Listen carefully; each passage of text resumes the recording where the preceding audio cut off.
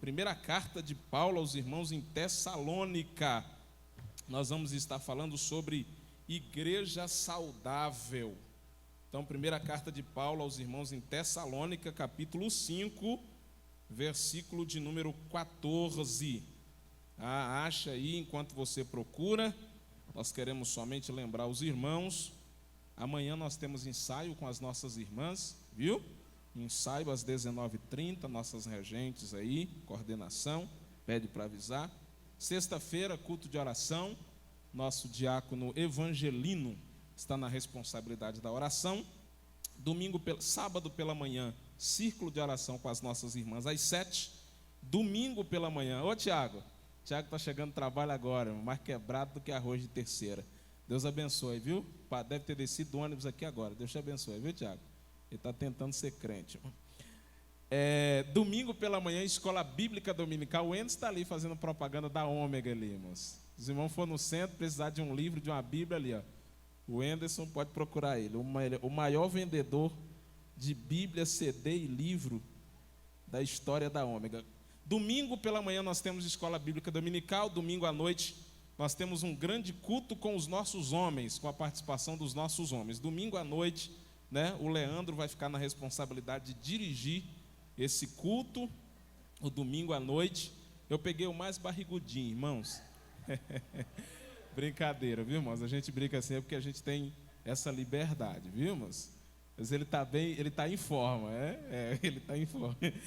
No domingo à noite nós temos, e aí a partir desse mês as nossas crianças, nossas irmãs do departamento infantil, todas as nossas crianças vão ocupar esses bancos aqui, ó, esses 3 primeiros bancos das irmãs vai ser ocupado pelas nossas crianças.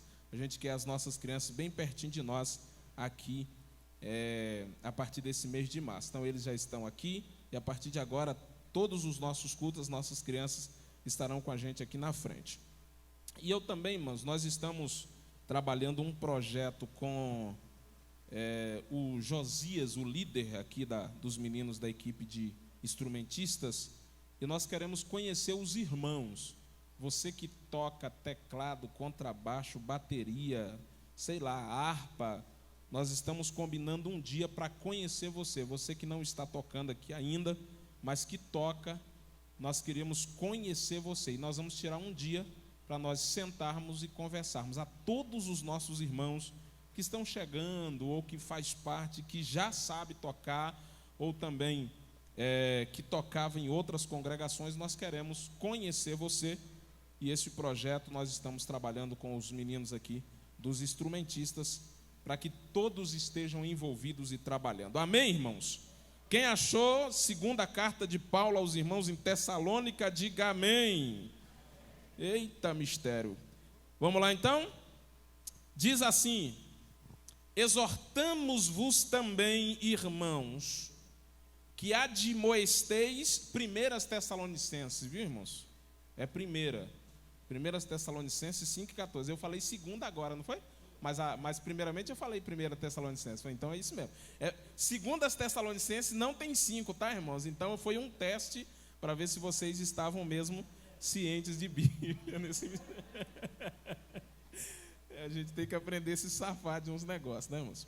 5,14 de primeira carta aos irmãos em Tessalônica. Exortamo-vos também, irmãos, que admoesteis os insubmissos, consoleis os desanimados, sustenteis os fracos e sejais pacientes para com.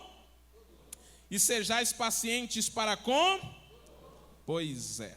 Deus abençoe Jéssica e Neemias. Irmãos, houve um tempo, irmãos, que para você abençoar os cantores, você comprava CD. Tinha uns que era melhorzinho, era R$10. Tinha um que era R$15. Hoje você não paga nada, irmãos, para abençoar Jéssica e Neemias. Você pode só entrar no YouTube, com a internet que você já tem, clicar lá no curtir, se inscrever no canal deles, e você já está abençoando a Jéssica e o Neemias ali. Ele não gastou nada além da sua internet, é claro que você já paga. Então abençoe os nossos irmãos, que são pessoas nossas, são aqui de Ribeirão das Neves, congregou muito tempo com o pastor Bicalho ali no São Luís, né, são obreiros, né, já descobrimos isso. Então os irmãos abençoem. Vamos lá. Nós falamos com os irmãos que durante esse mês nós estaremos falando sobre igreja saudável. Igreja saudável. Para ser sincero com os irmãos, eu queria muito poder ministrar. Eu tinha até comentado com alguns irmãos que nós íamos estar ministrando sobre batalha espiritual, devido a uma necessidade.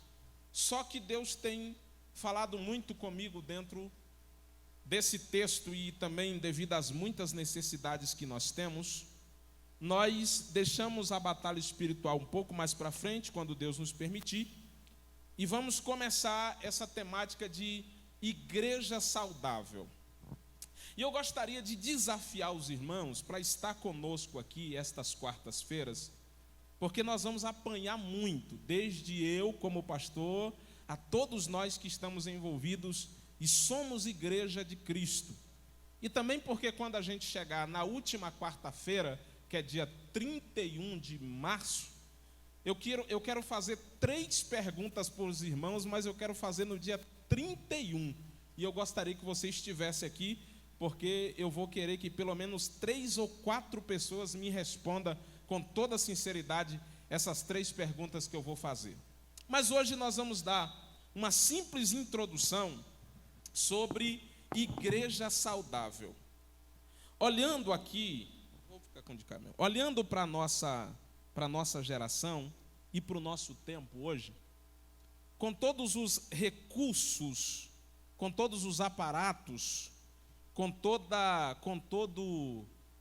recursos financeiros que nós temos, era para nós estarmos vivendo um tempo de igreja em crescimento e amadurecimento. Com tudo que nós temos ao nosso dispor, né? Nós temos um aparato de som maravilhoso, nós temos instrumentistas, São Francisco sempre teve, mas eu falo não só visando a congregação do São Francisco, mas em muitos outros lugares. Nós temos excelentes ministros, estudiosos, doutores, pregadores eloquentes. Nós temos tudo, na verdade, para dizermos assim, somos uma igreja saudável. Porém, esta não é a verdade que está embutida no nosso dia a dia. Não são poucas as igrejas, os ministérios que se submetem a imersões teológicas, a seminários, palestras, momento coach e mais um monte de coisa, para tornar a sua igreja uma igreja de destaque, uma igreja decente e uma igreja que prospera em todas as áreas. Mas constantemente a gente percebe que nós, indo de igreja em igreja, passando em alguns lugares e também vivendo a realidade da mídia em que nós temos tanto acesso hoje, nós percebemos que nunca se houve um tempo de tantas igrejas doentes no Brasil e no mundo como as que nós vivemos hoje, ou como a que nós vivemos hoje. E quando eu falo de igreja saudável, eu falo de ambiente de membresia, como nós estamos aqui, se tornando uma igreja, um corpo, e falo de igreja saudável individualmente. Eu, como uma igreja saudável, eu pessoalmente. E é por isso que nesse mês, e é por isso que durante todo esse mês, a gente vai tratar alguns assuntos do que é uma igreja saudável, como se tornar uma igreja saudável, por que o pastor está dizendo que estamos vivendo um tempo de igrejas doentes, e durante esse mês nós vamos conversar um pouco sobre isso. Por quê? Se eu perguntasse a você aqui nesta noite, quais os parâmetros que hoje nós nos baseamos para dizer que uma igreja é saudável ou não? Quais os parâmetros? Primeiro, encabeçando tudo, eu diria que a maioria das pessoas sempre acha que a igreja é saudável quando o dízimo dela é alto. Quando eu prego e falo sobre dízimo, as pessoas sempre acham que eu tenho alguma coisa contra o dízimo. Eu não tenho nada contra o dízimo. O dízimo é verdadeiro. A gente tem que ser dizimista. A gente tem que ser ofertante. A gente precisa ser fiel. Mas eu tenho uma grande dificuldade com líderes que se utiliza de textos bíblicos para sugar, né? Para exaurir tudo que o membro tem, tudo que a igreja tem, para benefício próprio. Se o dízimo, a oferta, ou tudo que nós envolvemos aqui, não é para ser redirecionado para que a igreja viva um tempo de cuidado, de bênção, de não há necessitado, eu não sei mais para que é. Então, encabeçando os parâmetros para uma igreja, para aqueles que acham ou que julgam uma igreja saudável, é o dízimo. Quantos empresários você tem na sua igreja? A minha igreja só tem empresário, tem mais empresário do que gente. Então, a sua igreja está prosperando. Ah, não, lá na minha igreja nós temos políticos, a gente tem um grupo de políticos na nossa igreja, lá vai deputado, prefeito, congrega com a gente lá. Ah, então sua igreja é uma igreja saudável, porque se um político, né, ou se alguém da vida pública congrega com você e participa com você dos cultos, vocês devem ser uma igreja saudável. Segundo, nós temos uma grande dificuldade, ou uma grande prepotência de achar que a saúde da igreja está diretamente ligado à numerologia. O que é isso? Uma igreja lotada. Tem gente que diz assim, mas a minha igreja é saudável porque se eu tiver 3 cultos no dia, a igreja fica abarrotada, fica lotada. Então, se tem um número acima da média, é porque a igreja está prosperando, é uma igreja saudável, é uma igreja que Deus opera, né? Deus está presente. Por quê? Porque senão o povo não vinha, né, irmão? Você vai vir para um lugar, e a gente ainda tem coragem de dizer, não, essas igrejas que estão vazias é porque não tem Deus, entendeu? Porque se Deus estivesse lá, estava cheia. Então, nós temos o costume de basear a saúde da igreja na numerologia. Por exemplo, num culto de quarta-feira como esse, algumas pessoas chegariam aqui e diziam, pastor Samuel tem uma igreja saudável porque tem um grupo bom de gente no culto da quarta-feira. Só que numerologia não é critério nem parâmetro para dizer se uma igreja é saudável ou não. Terceiro, algumas igrejas têm resultados de quantas pessoas aceitou Jesus como parâmetro de uma igreja saudável. Aí você diz assim, Samuel, mas verdadeiramente devia ser. O problema, ou nosso grande problema de colocar no parâmetro de quantas almas ganhamos, é que nós também não colocamos quantas delas nós perdemos. Nós ganhamos 50 pessoas para Jesus no nosso congresso de imersão espiritual, mas 50 aceitaram Jesus pelas portas da frente e perdemos 100 pelas laterais. Então, eu vejo os pregadores de vez em quando, nada contra, e eles postam lá, hoje Jesus passou a rede no mistério aqui e salvou 50. Vai lá, eu vejo algumas vezes, né, alguns nomes mais pesados, né, pregam, cantam, dizem assim, hoje Jesus salvou 500 e não sei quantas pessoas. Depois não é culpa do pregador, do cantor. Algumas daquelas pessoas aceitaram por causa do nome, por causa da fama, por causa de alguns outros detalhes. E depois que você faz uma sonda de quantas pessoas ficaram, se ficou 10, ficou muito. Então não podemos basear o parâmetro da saúde da igreja a resultados de alma. Segundo, quarto lugar, nós temos o costume de basear a saúde da igreja no tamanho dos departamentos. Rapaz, você já viu o grupo de jovens daquela determinada igreja? Misericórdia. Somente o grupo de jovens enche a igreja. A igreja é saudável porque está arrastando jovem assim.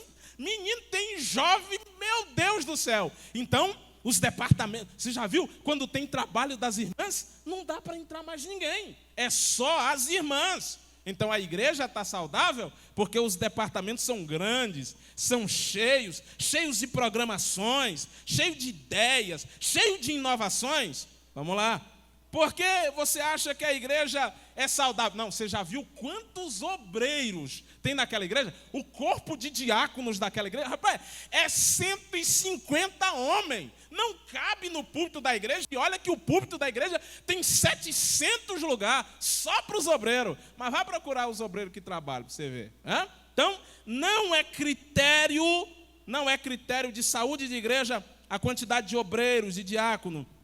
Tá? Nós também temos o costume de dizer, nós fui numa determinada igreja, menino, o som, a sonoplastia, os instrumentistas, era tudo qualidade de primeira, para ninguém colocar defeito. É uma igreja saudável por isso? Não.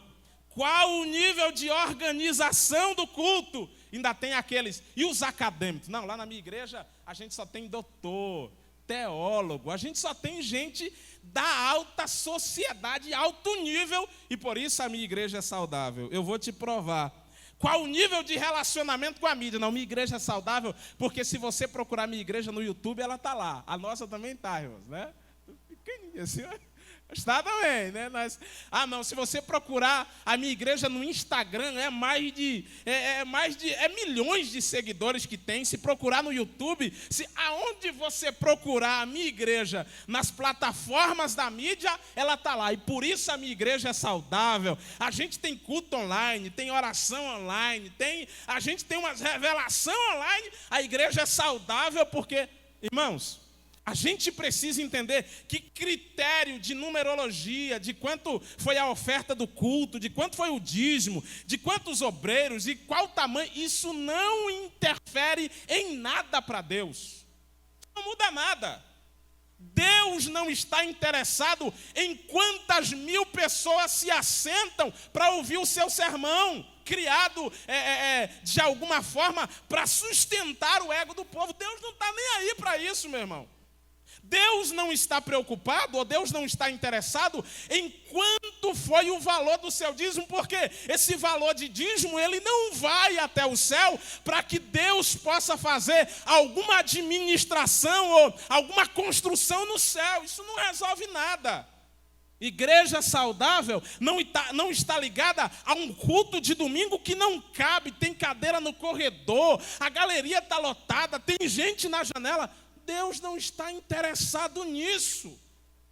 A igreja saudável não está ligada em quantas pessoas tem, em quantas almas veio aqui. A igreja saudável está ligado em quanto tem de obediência aos céus. Isso é importante. Então vamos lá.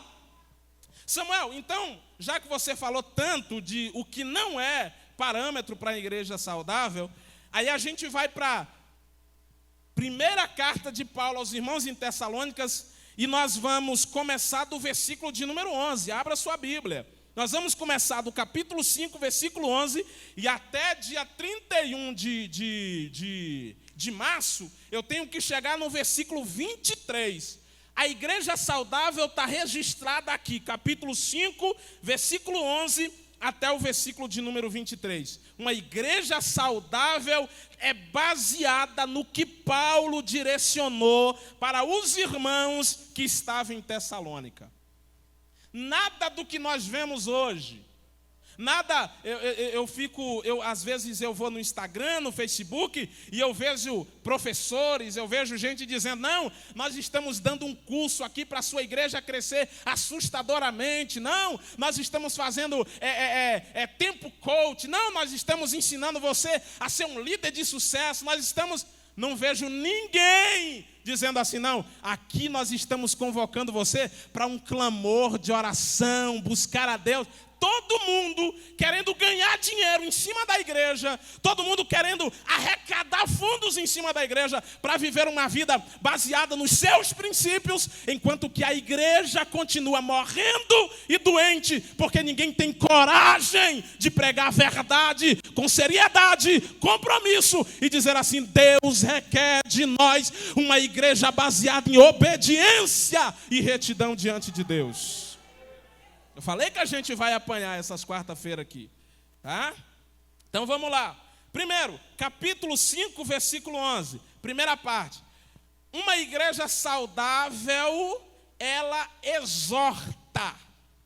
Paulo diz assim: pelo que exortai-vos uns aos outros. Parece uma coisa simples, né?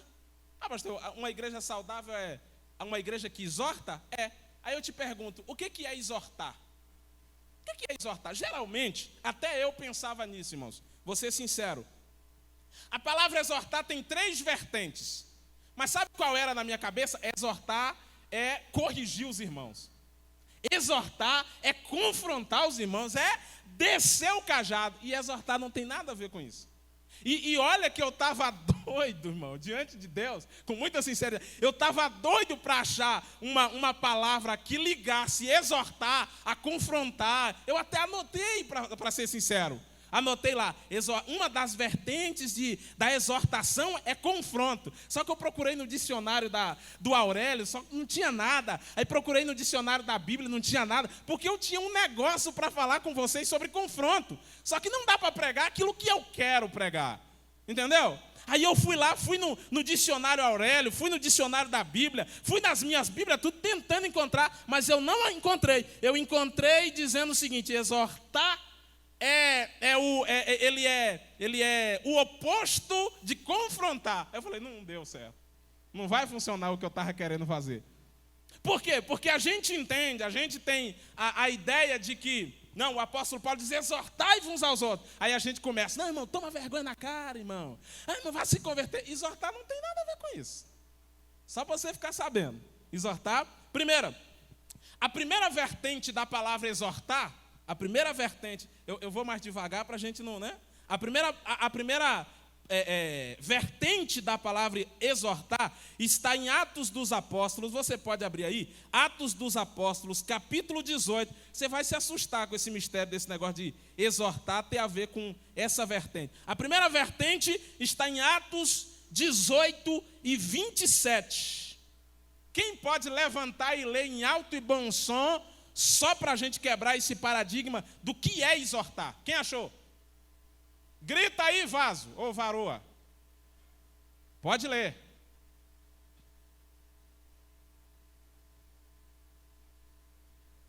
(18 e 27 de Atos dos Apóstolos).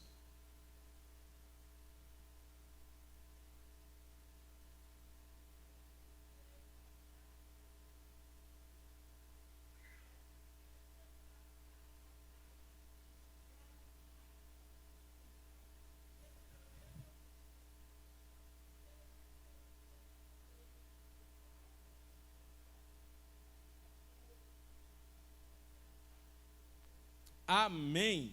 Olha lá. Querendo ele passar a Acaia, animaram-no os irmãos. A primeira vertente da palavra exortar é animar e incentivar. Não tem nada a ver com o que muitas vezes eu mesmo já preguei. Não tem nada a ver. E olha que eu procurei, irmãos, diante de Deus. Eu procurei. Passei uns dias procurando, para ser sincero. E hoje à tarde ainda procurei. A Bíblia diz que, querendo ele passar a Acaia, aí os irmãos exortaram ele. Como assim exortou? Animou eles, dizendo, não, vai mesmo. Você está indo fazer a obra? Vai mesmo. E outra coisa, como você está indo e eu não posso ir, eu já vou mandar carta para os discípulos que estão lá, para receber você e dizer, ó, o homem que está chegando aí é homem de Deus, deixa o homem trabalhar. A primeira vertente da palavra exortar é você incentivar alguém. Uma igreja saudável entende isso. Agora, uma igreja doente é totalmente o contrário. O irmão diz assim, rapaz, Deus tem tocado no meu coração e eu vou começar a fazer. Eu queria ver com o pastor se o pastor me liberava a fazer umas orações matutinas. Eu estou com isso no meu coração, irmão. Estou falando que isso já está no meu coração. Fazer umas orações matutinas. Aí ele vem. Primeiro, líder doente. Diz assim, não, irmãos. Precisa disso não. Pode não. Chega com esse negócio de igreja aberta. Não. E os outros? Diz assim, é porque está querendo ser mais santo. quer dizer que ora mais do que todo mundo, aí fica aí, ó. Por isso que está pedindo para orar. Não, irmão. A primeira palavra, não, e depois ainda chega na igreja assim, exortei o irmão, ora. O irmão estava querendo marcar o tal de uma oração às 7 horas da manhã, palhaçada, rapaz, me tirar da cama às 7 horas. Não, ele não te chamou não, meu irmão. Ele falou que ele ia marcar a oração e ele ia vir orar. Você não precisa vir. Mas aí a igreja doente entende o seguinte, não, ele vai fazer assim, ele vai tomar meu cargo. O pastor vai orar que ele está orando e vai me tirar de lá e vai colocar. Irmão, isso é igreja doente, irmão. Porque uma igreja saudável diz assim, não, irmão, isso aí já estava no meu coração, vai. E outra coisa, quando tu for falar com o pastor, eu vou também. Porque eu vou dizer com o pastor o seguinte, ó pastor, e ele vai vir e não vai vir sozinho não, porque eu vou vir também. Então exortar é você incentivar alguém a fazer alguma coisa para Deus. É você incentivar alguém, dizer assim, ó, já que tu está querendo, já que nasceu no teu coração o interesse de fazer alguma coisa para Deus, eu vou te ajudar. Eu vou orar com você também. Ah, tu está querendo fazer 40 dias de jejum. Oh, 40 dias eu não aguento não, mas no primeiro dia eu vou jejuar com tu. Depois, os 39 tu se vira, varão. Eu só aguento um, tá bom? Mas a ideia de exortar, por que eu achei interessante, e é por isso que é tão bom a gente pesquisar, eu achei interessante as vertentes do exortar. É porque todas as vezes que a gente fala sobre, e o irmão exortou o outro, a gente diz, ó, o pastor exortou fulano, desceu a ripa nele, é por isso que ele está triste. Não, irmãos. De repente o pastor exortou dizendo, incentivando. Às vezes eu falo com os meninos, vocês fazem melhor do que isso. Não é porque eles estão fazendo ruim não, irmãos. É porque eu sei que se eles quiserem, eles fazem mais. Às vezes eu chamo os líderes aqui e digo, irmãos, vamos nos doar mais, vamos ir mais, vamos nos sacrificar mais, vamos fazer mais para o reino, vamos servir mais a Deus. Isso aqui não é cobrança, é incentivo, dizendo Deus é contigo, Deus é conosco, e se a gente se esforçar, Deus vai dar vitória, Deus vai nos ajudar, Deus vai prosperar. Isso é incentivo e é exortar. Exortar, Atos capítulo 18, versículo 27. Segunda vertente, Apocalipse capítulo 3, versículo 18. O tempo já está acabando ali, acho que nós vamos ficar só no exortar aqui hoje. Outra coisa interessantíssima que eu quero compartilhar com você de uma igreja saudável. Quem achou, pode ler aí somente a primeira parte, até o refinado. 3:18 de Apocalipse. Se levanta e grita, só até a palavra refinado. Quem achou? Grita, pastor Eduardo. 3:18. Aconselho que de mim compres ouro refinado no fogo, para que te enriqueças, e vestes brancas, para que te vista, e não seja manifesta a vergonha da tua nudez, e o colírio, a fim de ungires os teus olhos, para que vejas. Só a primeira parte. Aconselho-te. Exortar é aconselhar. E sabe o que é interessante? Isso aqui é Deus, irmãos. Isso aqui é Deus falando. Deus poderia muito bem chegar na cara da igreja de Laodiceia e dizer o seguinte, olha, se vocês não mudarem esse comportamento de vocês, eu vou matar vocês. Mas não. Sabe o que Deus diz? Deus chega para João e diz, João, escreve aí. E no capítulo 3, versículo 18, ele diz assim, agora escreve para a igreja de Laodiceia e diz a ela o seguinte, eu estou aconselhando a igreja.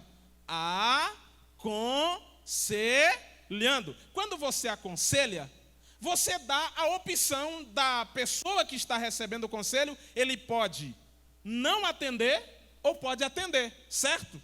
Ninguém aconselha com uma arma na cabeça dizendo, eu estou te dando o conselho, mas você tem que seguir esse conselho. Não. Conselho, ele abre o leque para dizer assim, você escolhe. Sabe qual é o problema da igreja de hoje, dos membros de hoje, dos obreiros de hoje, dos pastores, e eu me coloco, é que a gente quer aconselhar mandando. Você tem que fazer. Não, meu irmão. E quem disse que o céu é obrigado você ir? Não, você tem outra opção além do céu. Oh. O meu conselho para você é que você escolha o céu. Olha o que Jesus diz. Aconselho-te que de mim compres ouro refinado, para que você enriqueça todo. As pessoas assim, se conselho fosse bom, você não dava. Você fazia o quê? Vendia, não é? Conselho você dá na intenção de fazer com que a pessoa reflita, pense, se programe e mude a direção que está indo. Você não aconselha na ideia. Aí tem gente que diz assim, ó, aconselhei aquele irmão, aquela irmã, eu aconselhei hoje, e eu já falei muito isso, irmãos. Com toda sinceridade, eu já falei muito isso. Eu vou parar de dar conselho para esse povo, porque a gente dá o conselho nessa direção, ele toma a direção de cá. Irmão, problema de quem tomou a direção errada. Eu já falei muito isso. Conselho não é obrigatoriedade. Você dá o conselho. Meu irmão, vem cá. Vamos, eu vou te dar um conselho. Agora eu não chamo mais ninguém e digo assim, meu irmão, pelo amor de Deus, que vida vergonhosa é essa? Vamos ver se eu tenho autoridade para isso. O apóstolo Paulo diz assim, eu sou o maior dos pecadores entre vós. E como é que o maior dos pecadores entre nós vai dizer assim, meu irmão, que vida vergonhosa é essa que você leva? Como assim? Não, eu posso chamar e dizer, meu irmão, eu quero te dar um conselho da parte de Deus. Existem dois caminhos. Um que leva para o céu e outro que leva para o inferno.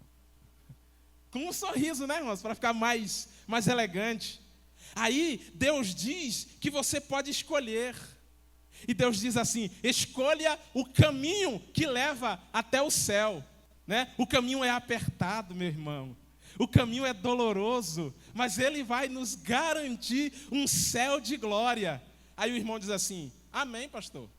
Deus abençoe por cuidar da minha vida e vai embora. No outro dia, você vê o irmão bem no caminho do inferno. E você vai dizer o quê?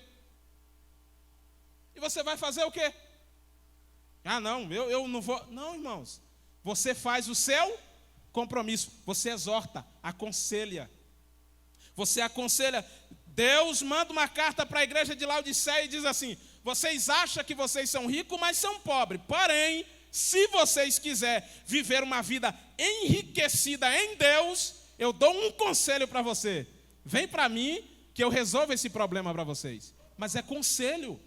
Irmão, para com esse negócio de achar que você tem a obrigatoriedade de levar alguém para o céu. Não! O pastor de vocês não é obrigado a chegar lá no